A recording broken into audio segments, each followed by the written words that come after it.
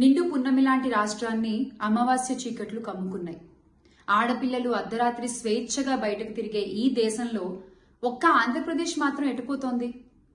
ఓట్ల కోసం గ్యారంటీలతో ప్రజల్ని బురుడి కొట్టించి అధికారంలోకి వచ్చిన ఈ కూటమి పాలనలో పసిబిడ్డలు సైతం జంకుతున్నారు. పొద్దుకు 10 సార్లు పొంగనాలు కొట్టే పోసెట్టి పుంగనూరు ఘటనపై ఏమంటావు చెప్పు?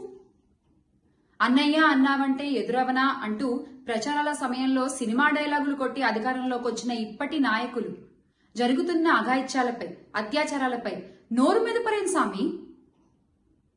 రామరాజ్యాన్ని రావణ కాష్టంగా మార్చినటువంటి ఈ కూటమి పాలనలో ఆడపిల్లలకి రక్షణ లేకపోవడం అనేది సిగ్గుచేటు. మాకు మా ఆడపిల్లల మాన ప్రాణాలే ముఖ్యం.